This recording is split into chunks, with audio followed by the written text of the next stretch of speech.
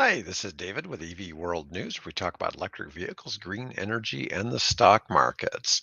Today, I've got something interesting. There's something new from Volvo's division Polestar, which technically it's a separate company, but Volvo has created Polestar as a way to sell without the franchise dealer concept. So a lot of companies in the car manufacturing space are realizing what a simple procedure Tesla's made it for people to buy cars, and they're trying to take advantage of the same type situation. So Polestar is Volvo's play on a non-franchised electric vehicle. So Polestar is a Swedish company. They're making the cars mostly in China, but they've got an exceptional new car coming out called the Polestar 5, and there's a sneak peek at it. This is what it looks like here. What's interesting, it's got no rear window. I find that quite fascinating. They're going to do that through electronic mirror, or so the rear mirror is really a rear-looking camera. So it's really quite a slick look. It's designed to compete with the Audi e-tron GT and the Porsche Taycan. Let's see what we've got for pictures here. Let's see here. Start back at the beginning. So here it is, the initial view with the rear, some different looks. Looks like we could have one here maybe as a convertible. I'm not sure what we've got going there. That'd be pretty cool because that is pretty awesome looking. Let's see. And here we got it looking at what appears to be an aircraft hangar. It's nice overall look, very clean. I'm sure it's going to be quick because it's designed to compete with the Taycan and the Audi e-tron GT. Let's see what we get down here. What's interesting, it promises to juice up the battery enough to get 100 miles of range and only 5 minutes of charging. I'm assuming we're talking a level 2 charger here, or maybe a level 3 charger, probably a level 3 charger to be that fast. Prototypes will be tested with the new tech in 24, but it remains to be seen whether it'll be available for production vehicles from day one. It's kind of a nice look. Here was another look from Motor Authority. Let's take a look at this, and let's see what we got for pictures here. These pictures don't want to just. Let's see here. Oh, I see the problem. My computer doesn't like it. So that could be one problem. Well, we will stop sharing in that case. Anyways, it's a very nice look to the new Polestar.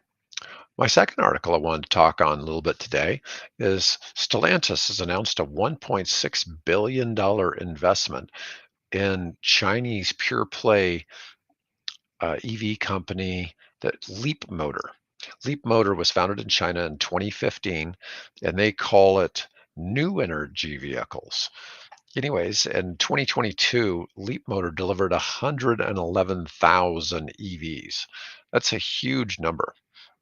And in this, there'll be a new joint venture between the two companies called Leapmotor International, a 51-49 Stellantis-led JV with exclusive rights to manufacture, export, and sell Leapmotor products outside of Greater China, marking the first global EV relationship with a leading automaker and a Chinese pure-play EV automaker. And they expect to start shipments by the second half of 2024. And this is good to see Stellantis doing something that's a pure EV play, because I always, obviously Stellantis took over from Chrysler. They own things like Dodge, Ram, Jeep, obviously Chrysler, and a number of other brands. And so this is a pretty big deal for them. Let's see. Stellantis added the new partnership will help the company achieve its Dare Forward 2030 electrification targets, which include reaching a 100% passenger car battery electric vehicle sales mix in Europe and 50% passenger car and light duty truck EV sales mix in the US by 2030. That's pretty optimistic to get to 50% in the US, but so we'll see how that plays out. It'd be great if it happens, but it'd be interesting to see if that really works out that quickly. But anyways, I thought that was very interesting to see that one of the US, well, technically Stellantis is a European company, but it's still, I think of it as part of the big three here in the United States. Anyways, next article I want to touch on a little bit is an issue from Energy Post. And this is about how there is power to spare, but the grids aren't modernizing fast enough. And this is 1,500 gigawatts of renewable deployment is delayed globally because grids aren't modernized. Now, we're not talking here in the United States, we're talking about the whole planet here.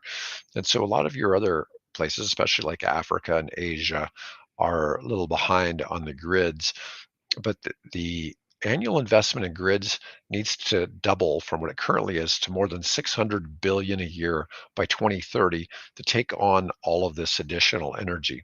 Obviously, when other sources other than how the power companies, historically, power has only gone one way down the power lines. You make it at the power plant and you transmit it on the power lines and you transmit it to the homes and businesses that use it. Well, now you have it going in two directions. So now you have everything from homes with solar, you have other alternative power plants, whether it be wind farms, solar farms, whatever, sending power into the grid. But there's an amazing 1,500 gigawatts already out there available to go onto grids that hasn't yet because the grids simply don't have the existing power to be able to take this in. And I've got one more interesting thing. This one is from Electric, and they're talking about what is it? Is EV demand slowing in the US or is it growing? And what's interesting is people are talking about there being cars sitting on the lots, but that's not really true. Maybe it is in some certain cities, but the vehicle sales aren't slowing. In fact, battery electric vehicles passed 300,000 unit sales in quarter 3 this year, or no, for the first time in the US market. It's almost a 50% increase year over year. So they're clearly um, doing well. That was 300,000 for the quarter. The market is on track to surpass 1 million units for the first year ever. EV sales have increased for 13 straight quarters. Change is never easy.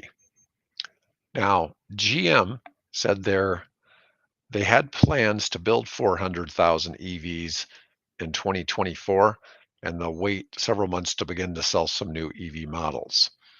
Slowing demand was not something the company was seeing in its portfolio. Customers have been remarkably resilient in the order book, continuing to keep their orders on the books. There's nowhere where there's the term slowing demand.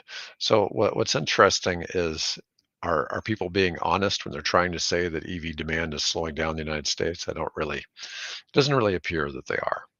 Anyways, just doing a short show today. I hope everybody enjoyed it and have a great weekend.